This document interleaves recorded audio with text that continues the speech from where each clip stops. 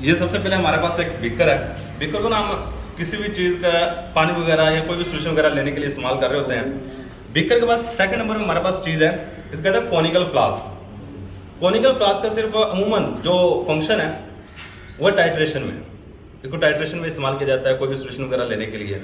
सही है। इसके बाद थर्ड नंबर पे जो चीज़ हमारे पास मौजूद है इसको कहते हैं मेजरिंग सिलेंडर। क्या कहते हैं? Measuring cylinder. अच्छा, मेजरिंग सिलेंडर का काम क्या होता है? आप कोई भी सोल्यूशन मेजर करना चाहते हैं ना, मतलब यहाँ पे अगर देखोगे तो और से हमारे पास 100 ml का है। आप कोई भी सोल्यूशन वगैरह मेजर करने के लिए आप उसमें डाल के उस निशान तक ले जाओगे। मतलब मैंने इतना पानी डाला, अब मैं इसका वॉल्यूम मेजर करना चाहूँ तो ये तकरीबन 75 ml है। मतलब कोई भी सोल्यूशन वगैरह को मेजर करने के लिए हम मेजरिंग सिलेंडर का इस्तेमाल कर रहे होते हैं। अच्छा, इसके बाद मेजरिंग सिलेंडर के बाद एक और भी चीज़ है जो सोल्यूशन मेजर करने के लिए इस्तेमाल की जाती है, वो ये वाली चीज़ है। इसको कहते हैं पिपेट। क्या नाम दे रहे होते हैं इसको? पिपेट का नाम दे रहे होते हैं। अब अगर कोई बंदा आपसे ये पूछ ले कि पिपेट का भी इस्तेमाल करेंगे और मेजरिंग सिलेंडर का भी इस्तेमाल करेंगे, देखो इसको भी हम वॉल्यूम मेजर करने के लिए इस्तेमाल कर रहे हैं, इसको भी हम वॉल्यूम मेजर करने के लिए इस्तेमाल कर रहे हैं। एग्जामिनर ये भी पूछ सकता है कि इसको कब इस्तेमाल करेंगे मेजरिंग सिलेंडर को, और पिपेट को कब इस्तेमाल करेंगे।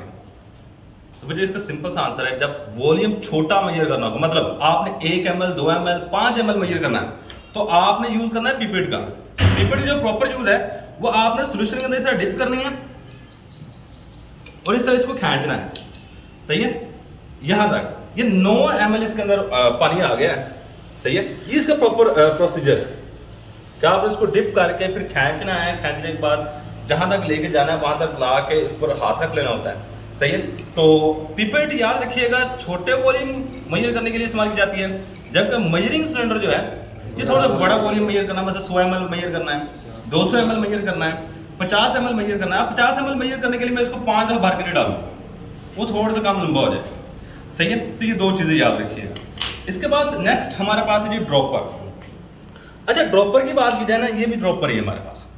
ड्रॉपर की बात की जाए तो ड्रॉपर का सिंपल सा काम है, अगर इससे भी कम वॉल्यूम लेना है, देखो अब इसे ले तो लोगे, 1-2 ड्रॉप भी लिया जा सकते हैं इससे, लेकिन अगर आप बिल्कुल छोटा वॉल्यूम लेना चाहते हैं, मतलब आपने क्या करना था कि ऊपर एक रबड़ सी लगी हुई है, तो 1-2 ड्रॉप लेने के लिए आपने सबसे पहले इसको इसके अंदर डिप करना है, इसको ऊपर से प्रेस करना है, छोड़ देना है। आप गौर करोगे ना, इसमें यहां तक पानी आ गया। सही है। अब आप इसको जब किसी चीज में डालना है ना, तो ऊपर से थोड़ा थोड़ा दबाना। ये देखो 1 2 3 4 जितने ड्रॉप डालने हैं आप तो ड्रॉप डाल सकते हो। सही है। तो ड्रॉपर का काम ये होता है कि बहुत ही छोटा वॉल्यूम में 1 या 2 ड्रॉप डालने के लिए अगर आप इस्तेमाल करेंगे तो वहां पे ड्रॉपर का इस्तेमाल करोगे। किसका इस्तेमाल करोगे? ड्रॉपर का। सही। इसके बाद ये वाली जो चीज है इसको नाम दे रहे हैं ब्यूरेट। क्या नाम दे रहे हैं? ब्यूरेट। अब इसका क्या काम होता है? ब्यूरेट का सिंपल सा एक ही काम है, इसको टाइट्रेशन में इस्तेमाल करते हैं। बेसिकली इसका काम भी वॉल्यूम को मेजर करना ही होता है कि कितना वॉल्यूम टाइट्रेशन में इस्तेमाल हुआ है। सही। वॉल्यूम को मेजर करने के लिए ब्यूरेट का इस्तेमाल किया जाता है। ब्यूरेट के नीचे देखोगे ना, ये वाली चीज, इसको कहते हैं स्टॉपर। क्या नाम दे रहे हैं? स्टॉपर का नाम दे रहे हैं, मतलब आप इसको घुमाओगे थोड़ा सा तो यहाँ से पानी ऊपर से आना बंद हो जाएगा, जो भी सोल्यूशन वगैरह डाला होगा, इसको थोड़ा सा घुमाओगे दोबारा फिर आना शुरू हो जाएगा। सही। ये एक्सपेरिमेंट में हम देखेंगे भी। अच्छा, इसके बाद नेक्स्ट जो चीज़ है ये स्पैचुला। ये क्या हमारे पास? स्पैचुला को अगर आम जुबान में देखा जाए तो आप चम्मच भी कह सकते हो। सही। मतलब आपने कुछ साल्ट वगैरह लेना है, कुछ सॉलिड चीज़ लेनी है, उसको आप ऐसे भर के यहाँ पर डालते हैं। स्पैचुला का ये काम। अब सोल्यूशन इससे नहीं आप लोगे, ये बात याद रखिएगा, सोल्यूशन इससे नहीं लोगे, आपने सॉलिड चीज इससे लेनी है। कौन सी चीज लेनी है? सॉलिड चीज। अब इसके बाद नेक्स्ट हमारे पास चीज है टेस्ट ट्यूब होल्डर। ये क्या हमारे पास? Test tube holder. अब टेस्ट ट्यूब होल्डर को कहां पे इस्तेमाल करते हैं? देखो टेस्ट ट्यूब, ये टेस्ट ट्यूब है। अब टेस्ट ट्यूब को कहां पे इस्तेमाल करते हैं? कुछ थोड़ा बहुत सोल्यूशन लेना हो ना, आप खुसूसन इसको साल्ट एनालिसिस में इस्तेमाल करोगे। कहां पे इस्तेमाल कर रहे थे? साल्ट एनालिसिस में। अब साल्ट एनालिसिस क्या होता है वो हम आगे जाकर एक्सपेरिमेंट करेंगे। मतलब आपने कुछ साल्ट इसमें डाल के थोड़ा सा पानी डाल के उसका सोल्यूशन बना लिया, अगर सपोज कि उसको गर्म करना पड़े, आप गर्म डायरेक्ट इसे हाथ में पकड़ के नहीं करोगे क्योंकि ये गर्म हो जाती है। तो उसके लिए आप कौन सी चीज इस्तेमाल करोगे? Test tube holder. Test tube holder में ना ये देखोगे एक छोटी सी यहाँ पे वॉशर टाइप नजर आ रही है, तो आपने सबसे पहले इसको इसके अंदर यहाँ पर रखना है, फिर इसको थोड़ा सा घिसा के आगे की तरफ लेके जाना है इस तरह। या इधर रह गया, ये इसके अंदर आप फंस गया है। अब अगर आप इसको हीट करना चाहते हो हीट करो, सही है। तो ये तरीकाकार है प्रॉपर। इसको test tube holder, test tube को पकड़ने वाला, सही है। तो ये टेस्ट ट्यूब होल्डर आ गया। इसके बाद ये हमारे पास टेस्ट ट्यूब्स हैं, ये वाली चीज़ हमारे पास क्या है, टेस्ट ट्यूब्स हैं। और जिस चीज़ में टेस्ट ट्यूब पड़ी है उसको कहते हैं टेस्ट ट्यूब रैंक।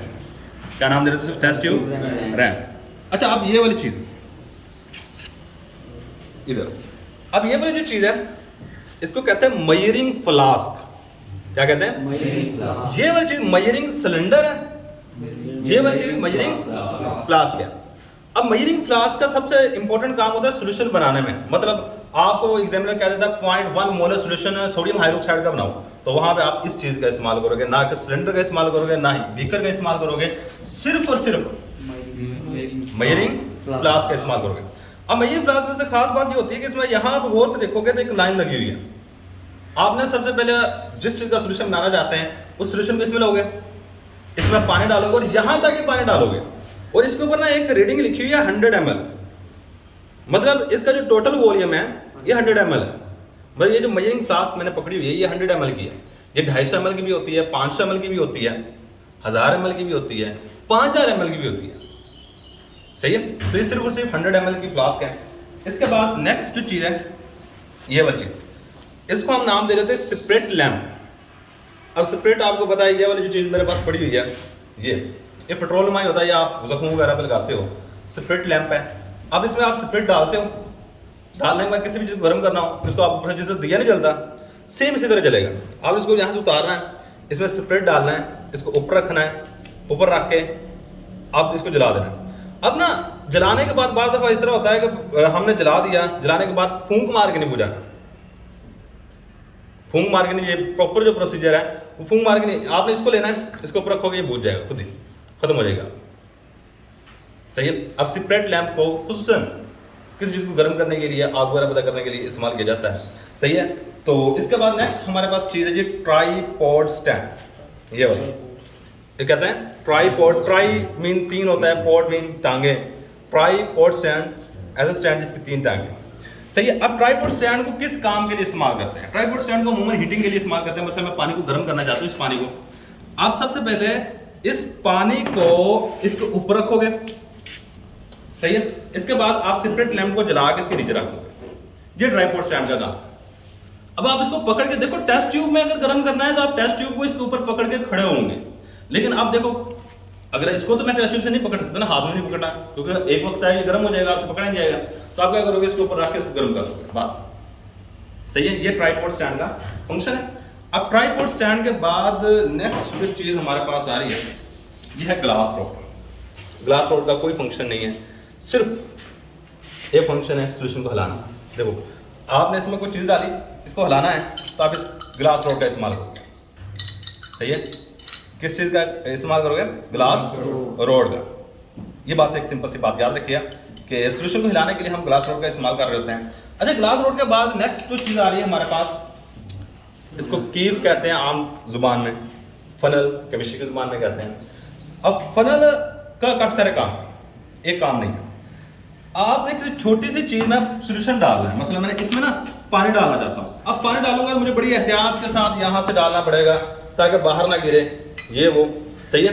तो अब इसके लिए मैं ये काम इस्तेमाल कर सकता हूँ, मैं यहाँ पे फनल रखूँगा, अब जिस तरह मर्जी मैं थोड़ा सा बेहतियाती से भी डाल सकता हूँ, सही है।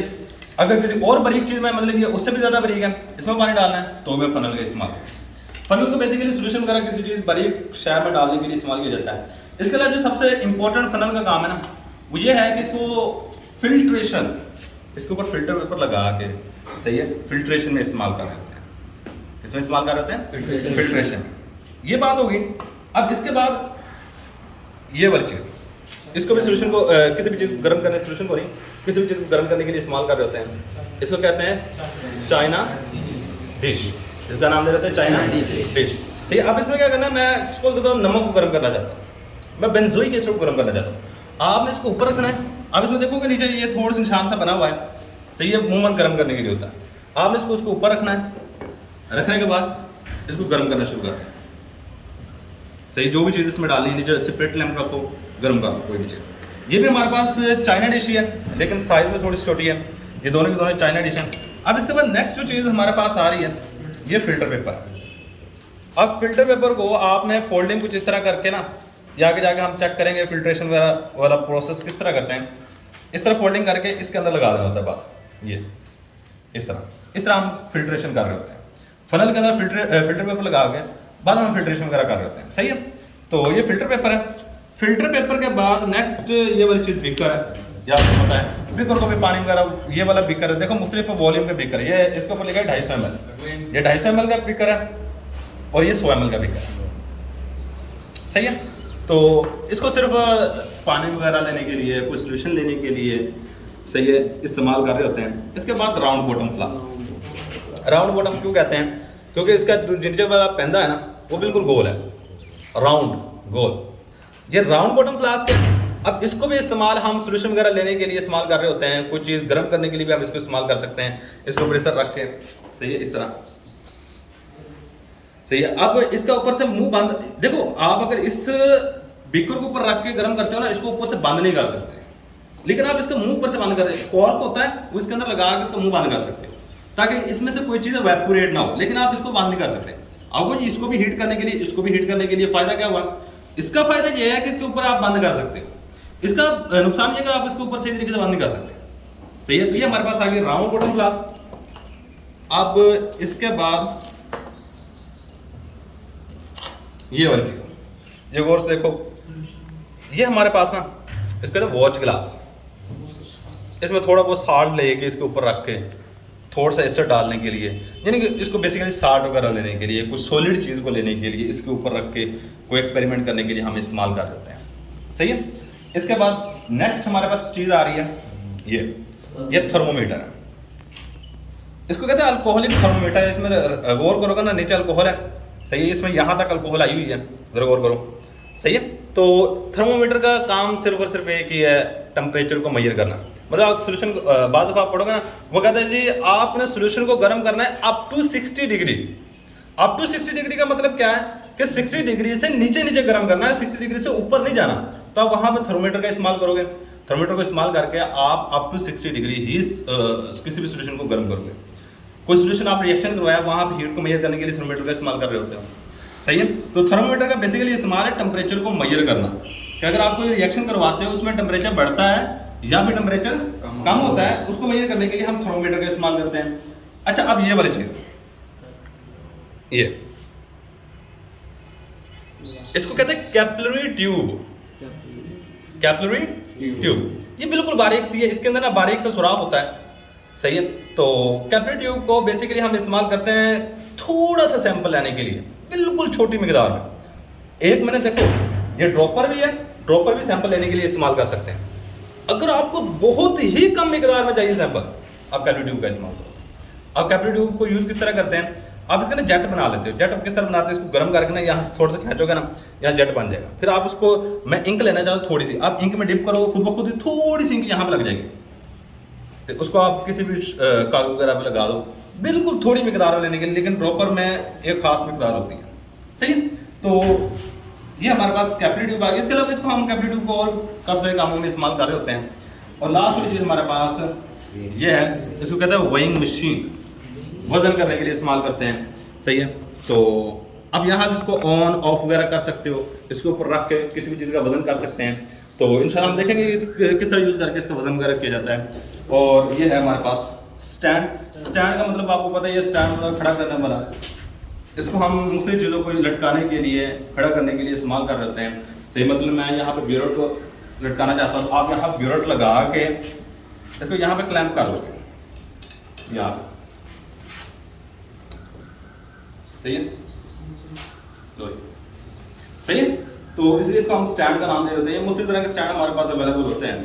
तो ये चीज़ें जो कि आपके केमिस्ट्री के एक्सपेरिमेंट में यूजुअली इस्तेमाल होती है। कम से कम आपको हर एक चीज़ का नाम, उसका क्या काम है, नाम और उसका काम क्या है, ये चीज़ें आपको पता होनी चाहिए, सही है। कोई भी एग्जामिनर आपसे आके पूछ रहे ये फलां चीज़ है, फलां चीज़ का काम क्या है, या आपने स्पैचुला पकड़ा है, ये क्यों पकड़ा हुआ है, आपने किसी साड़ लेना है, वो किस तरह देंगे, सही। ये बेसिक चीज़ें याद रखें, ये सारी की सारी बेसिक चीज़ें तो आपको कम से कम हर एक चीज़ का नाम, उसका काम क्या है, ये पता होना चाहिए।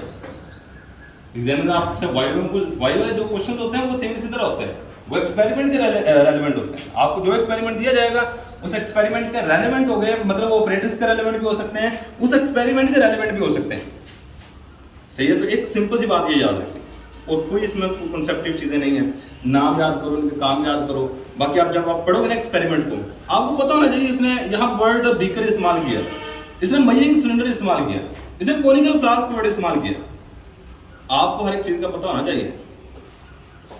सही है, तो अगर आप ये काम कर लेते हो, आपको हर एक चीज़ का पता है, तो फिर आपके याद करना भी आसान हो जाएगा। तो ये था जी हमारे पास मुख्तलिफ ऑपरेटर्स जो कि केमिस्ट्री के अंदर इस्तेमाल हो रहे होते हैं। बस